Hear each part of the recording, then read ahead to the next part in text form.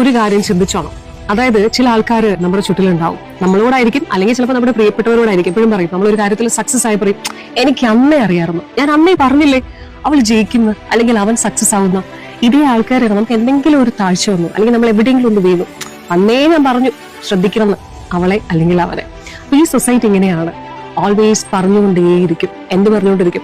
അതായത് അവർ പറഞ്ഞതാണ് സംഭവിച്ചത് എന്ന രീതിയിൽ നമ്മളെ ഇങ്ങനെ നോർമലൈസ് ചെയ്തുകൊണ്ടും, നോർമലൈസ് പോലും അല്ല, അതിനേക്കാൾ താഴ്ത്തി സംസാരിച്ചുകൊണ്ടേയിരിക്കും.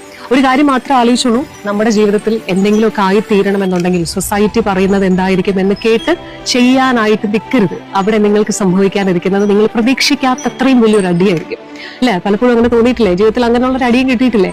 അതുകൊണ്ട് അവരെന്തോ പറയട്ടെ, നമ്മുടെ ജീവിതത്തിൽ നമ്മളാണ് തീരുമാനങ്ങൾ എടുക്കേണ്ടതും നടപ്പിലാക്കേണ്ടതും സക്സസ് ആകേണ്ടതും. ഇൻ കേസ് ഒരടി നമ്മൾ വീണ് പോയി, അതിനും ഉത്തരവാദികൾ നമ്മൾ തന്നെയാണ്. അതിനും സൊസൈറ്റി ബർഡൻ പറഞ്ഞിട്ട് കാര്യമില്ല. സോ ഓൾവേസ് നിങ്ങളുടെ കാര്യങ്ങൾ, നിങ്ങളുടെ ജീവിതത്തിന്റെ തീരുമാനങ്ങൾ ഏറ്റവും ഒടുവിലത്തേത് അത് നിങ്ങളുടെ തന്നെയായിരിക്കും.